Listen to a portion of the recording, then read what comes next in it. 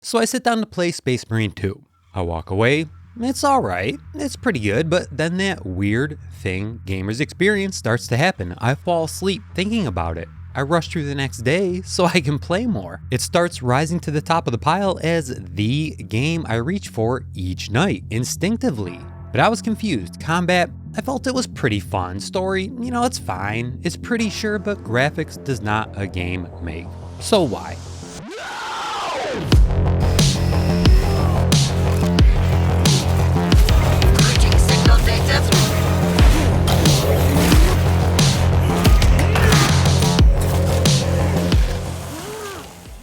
If I ask 99 people what constitutes a good game, I'll get 99 answers. Gameplay, story, culture, world design, monetization, ongoing support, all that stuff, all important, but let's go a little deeper, a little more thoughtful. I'd reframe everything into one simple question. Did my enjoyment of said game meet or exceed expectations within the context in which it exists? So, example, Overwatch 2, built on the shoulders of a legend, yet it eschewed its loyal fanbase, abandoned its award-winning gameplay, deleted its lore, and sacrificed its culture in pursuit of profits. When I consider what the original was, what the sequel needed to be, and what it actually is, the only takeaway I have is one of disappointment. Counterpoint. Space Marine 2, again, built on the shoulders of legends, but it's different. Space Marine 2 honors its loyal fanbase, evolved its gameplay, leveraged its lore, and sacrificed profits in pursuit of a culture. When I consider what the original was, what the sequel needed to be, and what it actually is, the only takeaway I have is one of satisfaction. I would say Space Marine 2 is a good game. But is it good enough to be my game of the year? Probably, but not for the reasons you think. Again, context matters.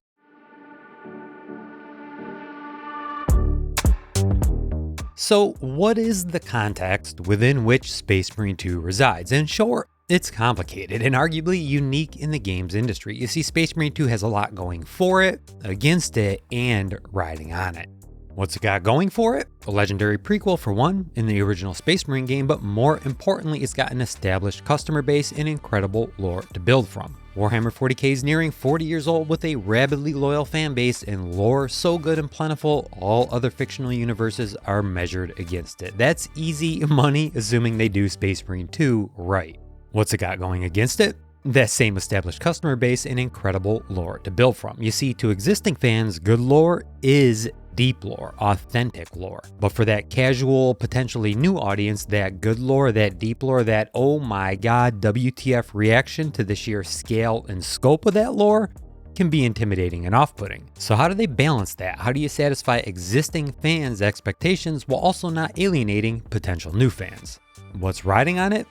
Going mainstream. Honest question though, does anyone even think going mainstream is a good thing anymore? Look at what they've done to Star Wars and Lord of the Rings, but whatever. Despite the long-term success of Warhammer 40k, it still sits outside the purview of your average content consumer. It hasn't had any big movie or television productions. Up until now, it wasn't getting top-tier games. It isn't a household name, and people aren't wearing sports jerseys with, Primark names on the back. Personally, I think there's a very small window through which Warhammer 40k can become pseudo-mainstream, and video games are the perfect vehicle for that. My nephew is that audience. I first exposed him to the universe through the Astartes series. He loved it despite being new and having zero context. Fast forward a few years and he's all over Space Marine 2. Now, I don't know if he'll ever be hardcore into the lore like me, but he's into it. And if I had to place a bet, I'd say Space Marine 2 probably made him a fan of the franchise for life. That's the type of pseudo-mainstream audience I'm talking about. People sort of hovering in and around the edge of the scene, not directly involved or invested, but always on the lookout for a new game or show or movie and always spreading positive word of mouth. But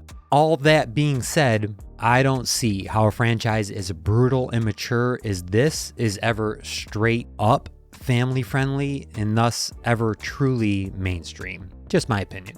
But you see what I'm driving at? Grow the business, sure, but don't bite the hand that feeds. That's the mission of Games Workshop here with Space Marine 2. They've got an awesome product that's made them boatloads of money over decades. But all that success has come from their figurines, their tabletop gaming and lore, and the universe they've created is deep and brutal and full of mature topics and themes. its fan base is hardcore. To appease them, to make content they feel is worthy of the Space Marine tag, while also making a game that conveys the spirit of Warhammer 40k in a more approachable and digestible way for new players, will be tough. That's the context.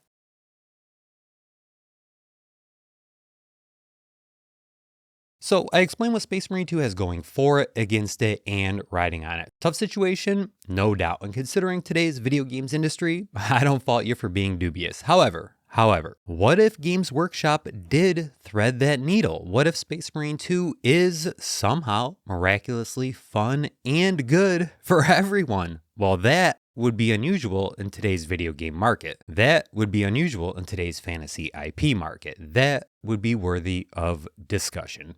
Being a hardcore fan of Warhammer 40k, I'll give Space Marine 2 an 8 out of 10. However, if I wasn't a fan of the franchise, I'd still give Space Marine 2 an 8 out of 10. So up until now, you've heard me say things like, the combat was pretty fun and the story was alright, yet you also see me suggesting it's my favorite game of the year. Please reconcile those two, Scott.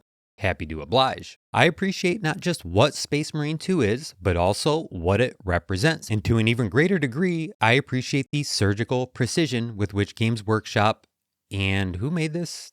Somebody else. Games Workshop and Saber Interactive designed it. I asked, what if Space Marine 2 did thread that needle and it was somehow good for everyone? Well, they did in fact thread that needle. Let's start with the story. Here's our challenge. Provide a narrative that's consistent with the lore existing fans will appreciate, but done so in a way that's approachable by new players. As a fan, I can only say the story was, fine. That's because I'm used to the conventional tone of 40k content, a typically unapologetic affair. Games Workshop gives us mature topics, often flying in the face of equality and fairness. And that forces its fans to wrestle with those concepts. That focus on morality returns a near infinite amount of disagreement and debate about what the story actually meant or conveyed. It evokes a philosophical stance from the reader. What is your craft? My craft is death. What is your pledge? My pledge is eternal service. But that level of nuance and maturity and exposition just doesn't have a place in Space Marine 2, and I recognize that. As I mentioned earlier, video games are the perfect medium for bridging the hardcore versus casual gap, and that's because players, arguably most players, are there for gameplay or a multitude of other reasons. Very few, if any, log into Space Marine 2 specifically for, and with an expectation of, a tale that rivals the Horus Heresy. And because most are there for reasons other than the story, it affords more freedom and flexibility on what that story is and how it's delivered. So no, it wasn't an amazing story. It was fine with a few noteworthy spectacular moments. Personally, I found much of its value in the delivery, the cutscenes, and the composition. It was cool, it was new, it was different to be told a Warhammer 40k tale in this way. Seeing the characters in real time, responding to the dialogue with facial expressions and mannerisms, the incredible settings they were placed in, physical characteristics that help convey the story, which are often challenging to communicate with just the written word. But what I do find amazing about the story is its execution. It served its purpose. It was balanced perfectly, appeasing existing fans while being light enough and good enough to interest new players. As an existing fan, I got my moments. I saw Games Workshop paying proper tribute to things that really matter in Warhammer 40k in an authentic way, not forced, rather relevant to the story and just touched upon lightly so as to spark a player's curiosity instead of overwhelming them with minute detail. Chaos, Tyranids, Dreadnoughts, Necrons, weapons and armor faithfully reproduced, chapter masters, Primarchs, and so on. Alternatively, if I'm new to the franchise, there's some eye-catching cool stuff here. They see those same things in a different light. Evil forces, alien monsters, badass giant robots, cool weapons, gods, magic, giant armies, and so on. And there's a good chance that new player will check out one or two of those cool things they saw or heard outside of the game and perhaps become a new fan or customer. So do you understand how I can say the story was just fine and yet didn't detract from the game? It wasn't bad, rather basic by design to serve a greater purpose. To me, it was just fine. For the franchise, I'm inclined to say it was perfect. Again, when I think about what the sequel needed to be and what it actually is in terms of the story, this was it. Now, this doesn't mean there can or won't ever be a serious story in a 40K game. Quite the contrary, I think there's a great opportunity to partner with someone like Supermassive Games to create one of those story-driven narrative experiences. But that's a genre unto itself, known for providing more mature and complex stories. As an FPS though, the type of crowd it attracts, it'd likely do itself a disservice to try. If I can, however, make one critique of the story, actually the storytelling, it would be this. Games Workshop, you need to do a lot better providing some sort of context for the ending. For fans that know, that was a massive moment, huge, a wow moment, but for new players, it meant exactly zero. To them, it's just some random voice in some random dude's head. To them, it had no implications for the future of Space Marine 2. Just a little extra context, like maybe a brief exchange of dialogue hinting at how important Gilliman and the Emperor are, big picture, would have gone a long way. Put yourself in their shoes. There's a huge difference in terms of a person's motivational levels to check back in for the next piece of the story here. On one hand, it was just some random voice, maybe the dude's subconscious, maybe talking to himself. On the other hand, a god spoke to him directly in that moment, telepathically, maybe even saved his life. What's that mean? You see the difference? I don't know.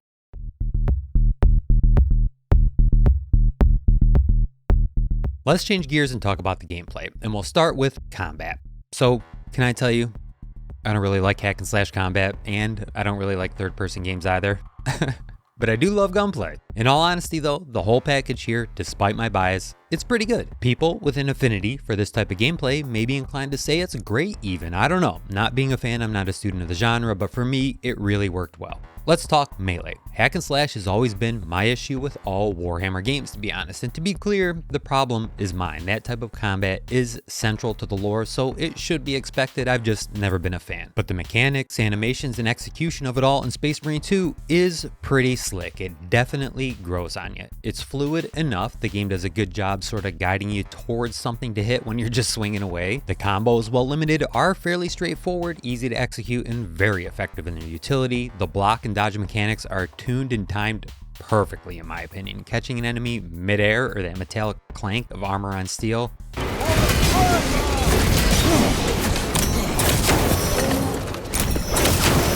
oh, so satisfying. The variety of weapons and effects gives you ample options, and the armor regen mechanic worked. That press W to heal game design is my favorite. Like Doom, Space Marine 2 forces you to be aggressive, but not in a chaotic way. While we're on the subject, and ironically also talking Doom, the executions in Space Marine 2 are cool, but way too slow and long. They need to be faster, like in Doom Eternal, so as to not pull you out of the rhythm of combat. But moving on, I also loved the sheer quantity of enemies and the need to vary your tactics based on the type, both going berserk in the middle of just 100 random Xenos, just swinging away, blocking and stunning, but also those long drawn out back and forth engagements with the largest Tyranids. They were great and felt right. And when you get the jetpack, oh my god. If anything in this game gives you a power trip, makes you feel like a Space Marine, an unstoppable force of will, it's the melee, and thus it really shined for me. So good job, Saber Interactive.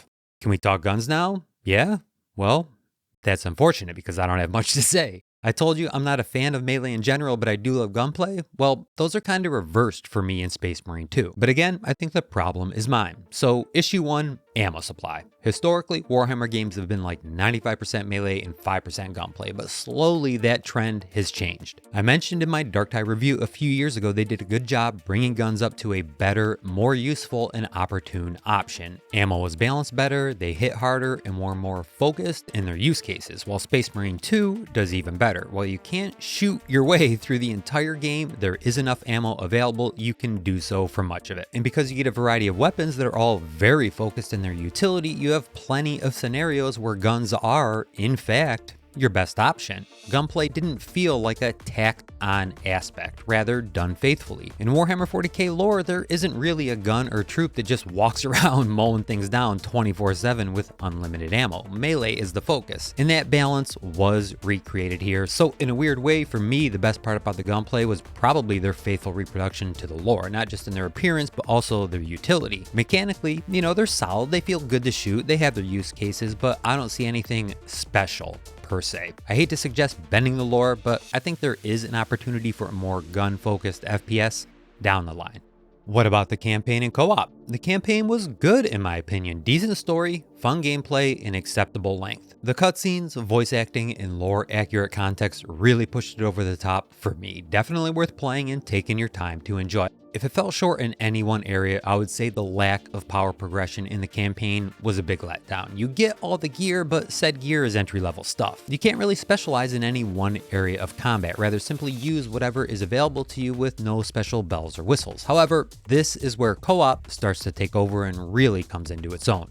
Now, at first, co-op can feel a bit clunky and disjointed, especially if playing solo queue. You won't know the maps or strategy, you'll probably be partnered with much more capable and well-geared teammates who just storm ahead, leaving you to scramble and figure out how to keep up and simply stay alive. But as you gain some experience and friends, all those complications disappear. The game recognizes a full team of humans instead of bots is more capable, and this is where it really starts to sing. Because of that increased capability, Space Marine 2 starts to throw some serious challenges your way. More enemies, a lot more enemies that are all harder to bring down. On the other hand, as a team, you're wielding so much more power that cutting through that density while harder is more enjoyable and intrinsically rewarding. It really feeds the power trip. But the icing on the cake for many will be the power progression and customization options within the mode. It's very satisfying to level up and customize your Space Marine. You get several variants to choose from, each with their own distinct playstyles and utility and weapons, and each is powered up by simply playing the game,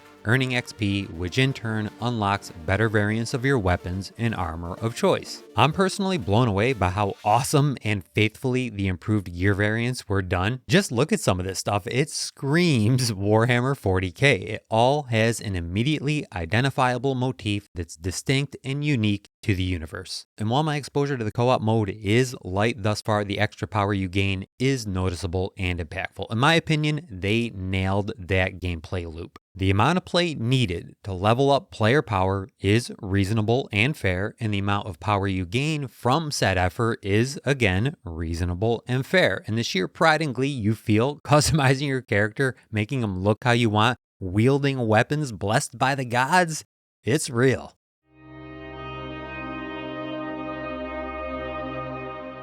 Alright, so we're going to talk world design for like 2 minutes. Let's be real. This isn't just world design, this is visual storytelling.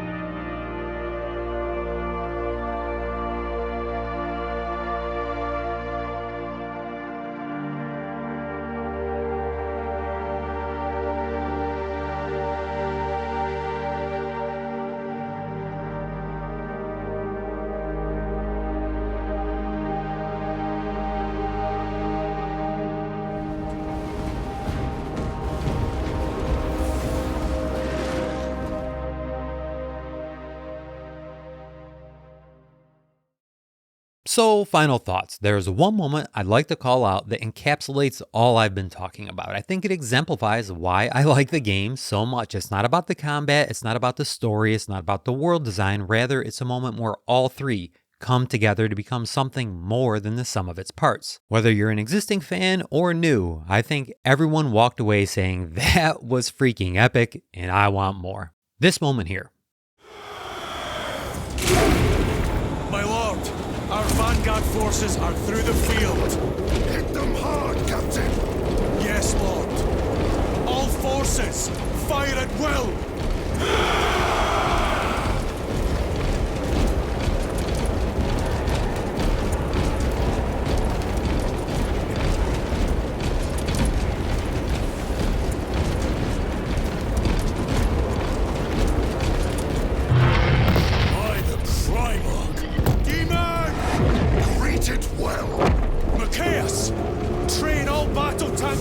that abomination! Yes, my lord. Captain, form a defensive line here. Company! Defensive line! Brother Titus, you will have only moments to execute your plans. Move quickly. Can I tell you, that's the most Warhammer 40k moment I've ever experienced. For the first time, everything I knew of and dreamt of in 40k came to fruition. Here you are, storming the warp, hell itself, to confront a mythical, godlike demon. Hundreds of fellow Space Marines by your side, despite being considered invincible by mere mortal standards, are but insignificant ants compared to the Chaos Lord Emura. The battle rages on across vast landscapes, taking countless lives by the second your most intense experiences play out. Enemies so numerous and powerful, even the mighty Dreadnought is pulling out all its tricks. The scale and scope of it all suggests to you, the player, that it's not hopeless, but damn close. And to be successful, humanity will have to make some great sacrifices on this day. Put succinctly, it was a 40k novel come to life. All those years of turning pages, conjuring images in your head, the stories so real, so vivid, yet so far away, and then suddenly, here it is. Personally, upon experiencing it, I honestly did say to myself that I was happy new people were going to experience the same. So thank you Games Workshop and Saber Interactive. In conclusion, I hope I made my points. Good gameplay, serviceable story with some truly epic moments sprinkled throughout, and all done in a lore accurate way. I honestly don't think any gamer, hardcore, casual, or entirely new to the franchise, was left out. I can wholeheartedly recommend people check it out. It's a good game. As for being my game of the year, well, you know, I'm conflicted. It is definitely the most fun and best game I've played this year, but I'm not gaga over it. Usually my game of the year redefines my expectations for gaming in general with some remarkable mechanics or technology or story, but I'm not seeing that here. It's solid throughout, but nothing new. It's like the most polished version of things I've already experienced in gaming. But you know, maybe that's enough. Maybe the fact it works, it's polished, it's faithful to its audience, and it's as good as I hoped or expected is enough. Going back to Overwatch 2, the games industry is a total mess. Virtually every company has sold their soul, abandoned their real customers, and abandoned the art of video games purely for a few bucks. There's just so much total trash out there that uses the power of gaming to take advantage of its customers. But Space Marine 2 flies in the face of all that. I've no doubt people who play it will agree. It's fun, it's fair, and it's not taking advantage of you. And with that, I'm done. Appreciate taking the time. Take care of one another, and I will see you soon.